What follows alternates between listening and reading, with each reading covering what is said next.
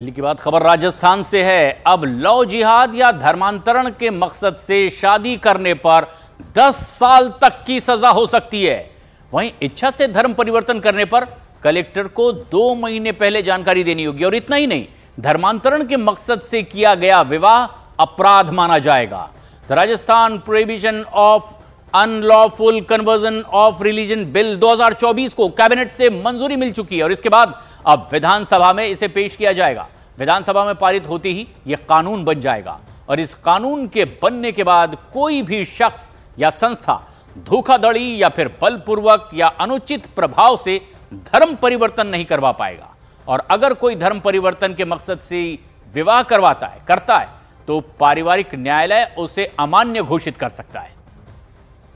राजस्थान की कैबिनेट ने कल धर्मांतरण के खिलाफ एक कानून को पास किया है और ये जल्द ही राजस्थान की विधानसभा में आएगा। उसके बाद ये कानून का रूप लेगा।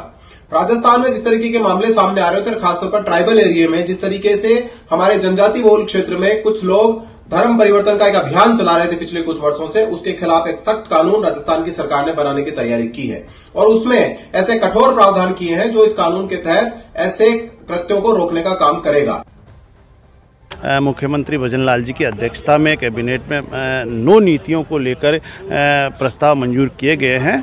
उसमें आप पूछ रहे हो धर्मांतरण के लिए, तो धर्मांतरण में लोगों को प्रलोभन देकर और उनको अज्ञानता में धर्म परिवर्तन करा दिया जाता था। उसको लेकर सभी राज्यों से की समीक्षा करते हुए अन्य राज्यों में भी ये नीति तैयार की गई। उनकी समीक्षा करते हुए और एक अलग अलग कैटेगरीज वाइज उनके सज़ा का प्रावधान किया गया है ताकि लोगों को जबरन धर्म परिवर्तन नहीं कराया जा सके।